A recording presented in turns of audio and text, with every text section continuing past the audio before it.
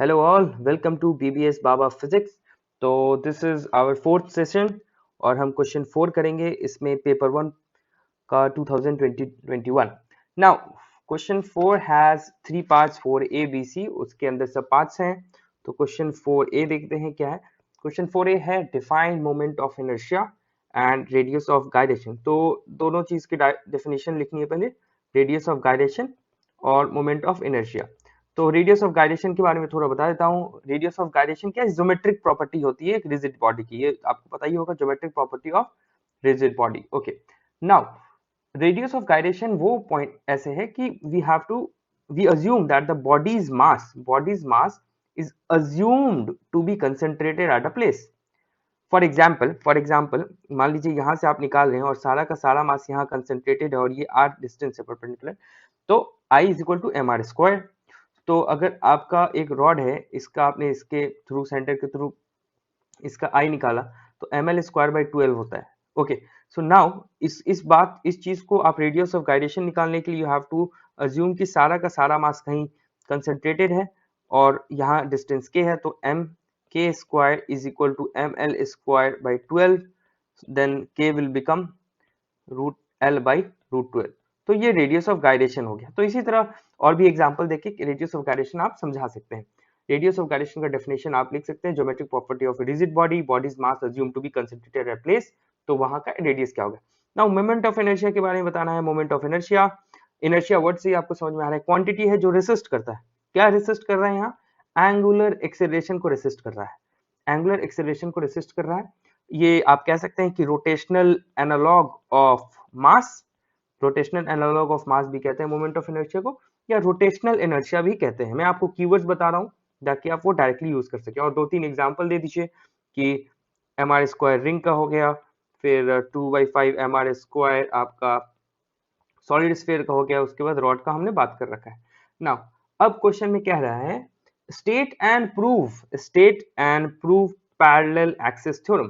Parallel axis theorem, ठीक है, parallel axis theorem क्या होता है कि किसी भी परपेंडिकुलर एक्सिस जो कि centre of mass, for example centre of मास से ये एक्सिस जा रहा है और ये किसी दूसरे एक्सिस, बॉडी के इनसाइड भी हो सकता है, बॉडी के बाहर भी हो सकता है, आप इसके थ्रू आप मोमेंट ऑफ इनर्शिया निकालना चाहते हैं। तो is this equal to I C M equal to M R square. यहाँ मास कंसेंट्रेटेड मान के अज्यूम करके ये जो perpendicular distance between two axis है वो होता है, ये हो गया पैरेलल एक्सिस थ्योरम।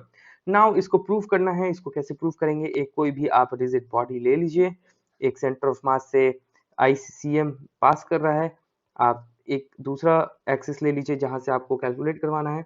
नाउ कोई भी पॉइंट हम ले लेते हैं, ये परपेंडिकुलर डिस्टेंस है सारा, ये परपेंडिकुलर डिस्टेंस है RCM, ये सेंटर ऑफ मास से RCM R डैश, क्योंकि ये सेंटर ऑफ मास से O पॉइंट का डिस्टेंस है R dash, centre of mass के रिस्पेक्टिव ये है, और ये जो है डायरेक्टली R, सब एक प्लेन में है तो परपेंडिकुलर डिस्टेंस है सारे, ठीक है। Now we know that vector analysis से R is equal to RCM plus R dash हो जाएगा, ठीक है, this plus this is equal to this हो जाएगा।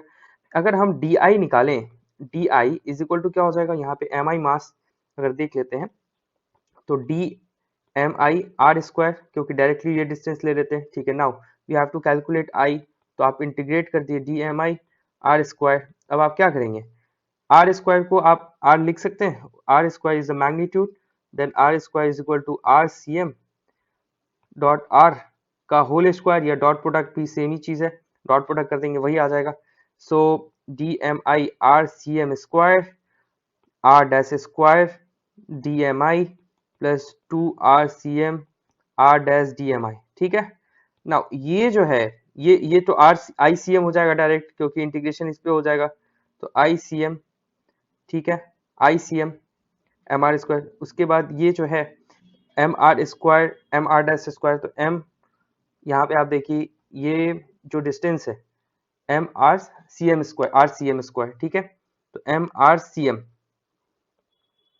MRCM square. और यहाँ देखिए यहाँ जो समेशन है वो सबसे ज्यादा इंपॉर्टेंट है, DMRCM डॉट R।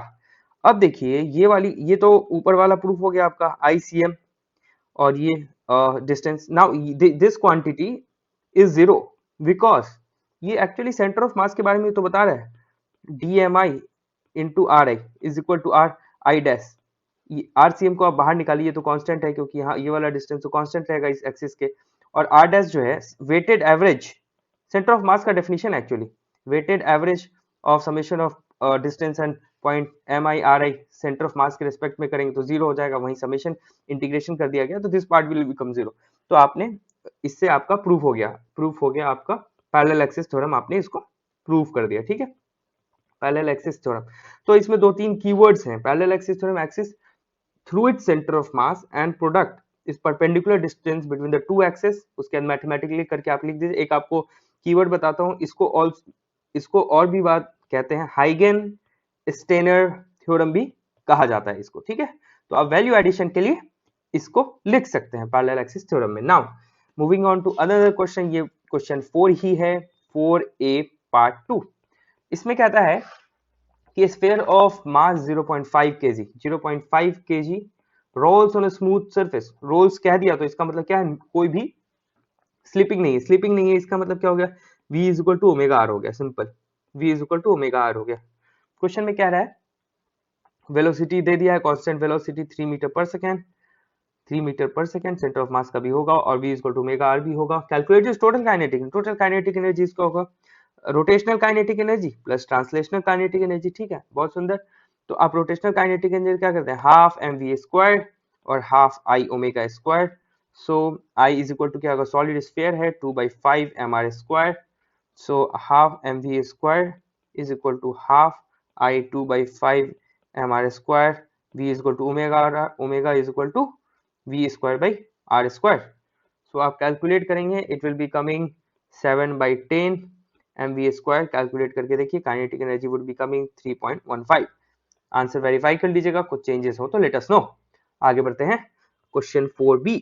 नाउ इस क्वेश्चन में बहुत स्ट्रेट फॉरवर्ड क्वेश्चन है, रेडियस ऑफ द अर्थ दे रखा है आपको, radius of the earth r is equal to 6.4 into 10 to the power 6 metre, mean density दे रखा है 5.5 into 10 to the power 3 kg पर metre cube, and universal gravitational constant दे रखा है 6.66 into 10 to minus 11 newton metre square पर KG square. Gravitational potential निकालना है, सिंपल, सॉलिड स्फीयर है तो आप माइनस GM/r करते हैं, आप कंसंट्रेटेड मान सकते हैं, पॉइंट मास यहाँ कंसंट्रेटेड है, minus GM/r।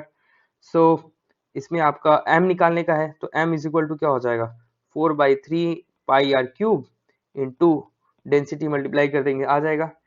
So v is equal to minus of g 4/r cube rho by 3r, so आ जाता है 4/g rho r cube rho r square by 3। तो इसका आंसर मुझे आया है माइनस 6.28471 इंटू 10⁻7 वोल्ट। ठीक है, कुछ अलग आए तो आप बताइएगा। ठीक है, आगे बढ़ते हैं। आगे बढ़ने से पहले I would like to discuss some concepts इसमें, क्योंकि इसके आप ग्राफ भी बना सकते हैं एग्जाम में। ये सॉलिड स्फीयर का है, सॉलिड स्फीयर का, तो इसका पोटेंशियल का ग्राफ जो है दिस ऐसा कुछ बनेगा, तो आप बना सकते हैं। यहाँ पे माइनस जो है minus GM/r, r is equal to r, और ये माइनस 3/2 GM/r आएगा, ये r is equal to centre पे एकदम, और r is equal to r पे, मतलब ये r is equal to r पे जब रेडियस पे जो है माइनस ऑफ GM/r आएगा। अब एक एसोसिएटेड कंसेप्ट इसमें है कि अगर मान लीजिए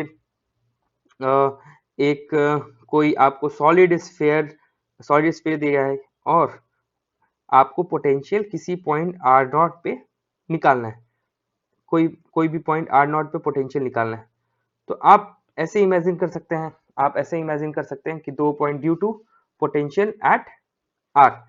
ठीक है, तो आप ऐसे कर सकते हैं, ड्यू टू सॉलिड स्फीयर, यहाँ पे आप due to solid sphere r, इसको एक सॉलिड स्फीयर मान लीजिए, और मानिए कि बहुत सारा अलग अलग रिंग है जो इसके बाहर है, तो उसके वजह से मान लीजिए तो 2 बार इसमें समेशन होगा, और इसका कैलकुलेट करके आता है minus 3 GM/2 1/r minus 1/r0 ऐसा आता है।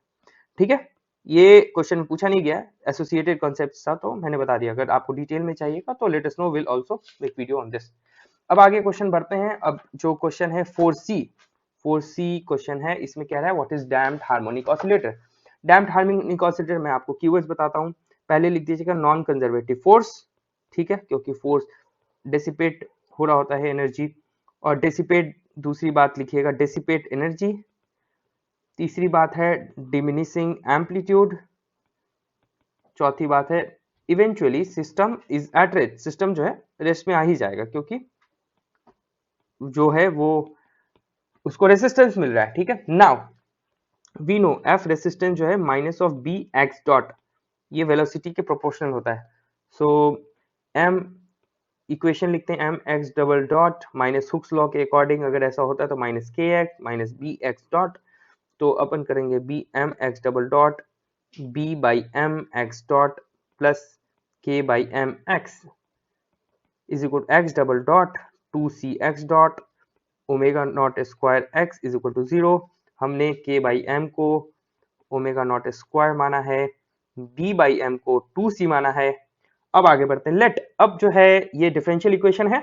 Now we are assuming let x is equal to a to the power e to the power alpha t हो गया, then x dot will become what, alpha a e to the power alpha t, that is alpha x double dot is what alpha square a e to the power alpha t, इसका मतलब है x alpha square x।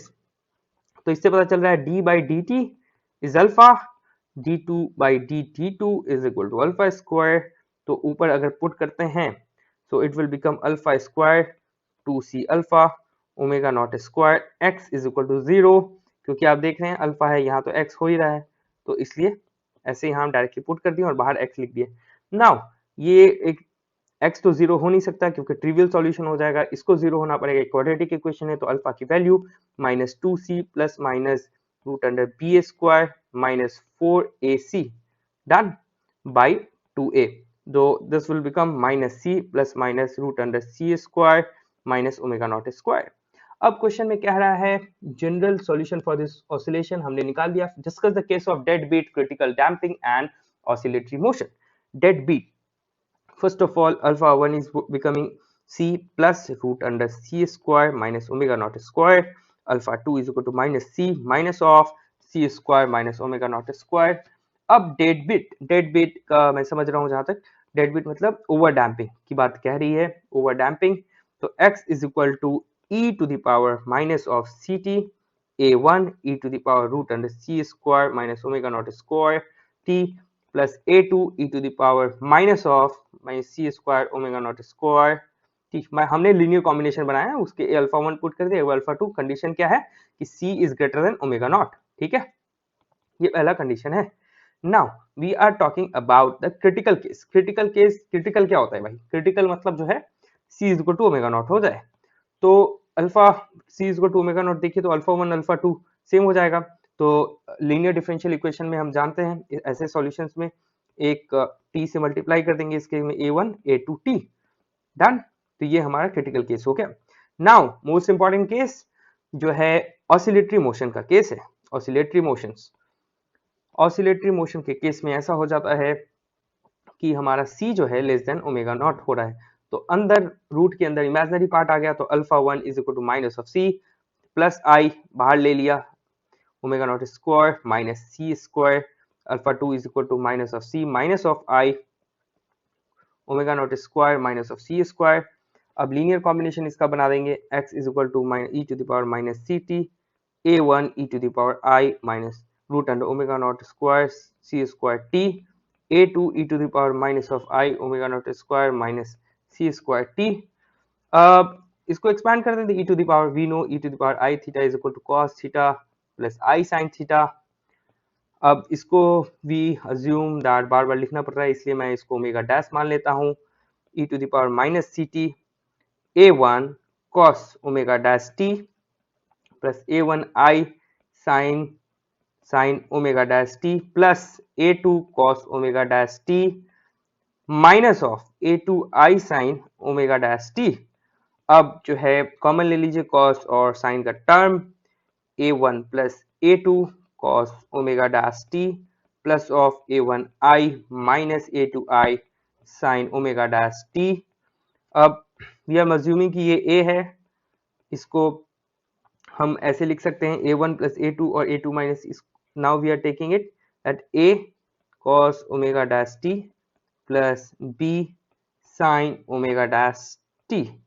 ठीक है, अब हम assume कर लेते हैं a is equal to a cos phi और b is equal to a sin phi। कर सकते हैं, इसमें कोई भी दिक्कत नहीं है। So we can write x is equal to a e to the ct a cos phi sin root under omega, अब मैंने लिख दिया omega c square t, omega dash भी लिख सकते हैं, ये sin phi cos omega dash t। अब इसका x इज इक्वल टू क्या हो जाएगा, a e to the power minus C T sine of omega dash t plus five. Direct भी लिख सकता था पर मैं चाहता था एक बार सॉल्व करके दिखा दूं। नाउ ये आ गया, अब आपको देख सकते हैं this one is like a आपका कॉमन आ जाएगा, तो दिस इज एम्पलीट्यूड, ये आपका फेज बता रहा है amplitude A T is equal to A E to the power minus of C T. Amplitude decay हो रहा है, साफ साफ दिख रहा है एम्पलीट्यूड डिके हो रहा है। Now what it is like, अब क्वेश्चन में आगे पूछता है कि what would be the logarithmic decrement of the damp system if initial amplitude, आपको इनिशियल एम्पलीट्यूड यहाँ नोट कर दीजिए, इनिशियल एम्पलीट्यूड आपको दे रखा है 30 सेंटीमीटर और किसी एक time t is equal to 20 oscillation 3 is equal to 20 t पे इट हैज बिकम 3 सेंटीमीटर। ठीक है, तो आप कर दीजिए a t is equal to 0 पे कितना था a नॉट, क्योंकि e टू द पावर 0 1 हो जाएगा, तो a naught is equal to 30 centimetre. Now a t to the power 20 t is equal to what, a not e to the power minus of c, t के जगह 20 t रख देते हैं, then it will become what, ये आपका जो है this will become, ये आपका 3 सेंटीमीटर हो गया था करेक्ट 20 t पे, तो दिस विल बी 3 सेंटीमीटर और यहाँ a नॉट की जगह 30 और e to the power minus c of 20 t, then it will become what, यहाँ पे will say 10 to the power minus 1 e to the power minus of c into 20 t, then ct will become ln e10 by 20, that is 0.115129। ठीक है, question में क्या पूछ रहा है, what will logarithmic decrement, तो लोगैरिथमिक डिक्रीमेंट ऐसे भी क्या होता है a n plus one minus a l n करेंगे तो माइनस ऑफ सी टी आएगा करेक्ट, तो दिस इज द डिक्रीमेंट, क्योंकि माइनस इसलिए कह रहे हैं क्योंकि डिक्रीमेंट हो रहा है तो वैल्यू यही रहेगी। ठीक है, तो आप इसको एक बार वेरीफाई कीजिएगा, आपको अगर दूसरा आंसर आता है तो लेट अस नो। ठीक है, लोगैरिथमिक डिक्रीमेंट के बारे में बात कर रहे हैं, अगर कुछ इसमें से दिक्कत हुआ है तो आप बताइएगा। So again we are will be solving another question, अब सेक्शन ए खत्म हो चुका है, will be starting with the section B. Thank you very much, thank you for listening.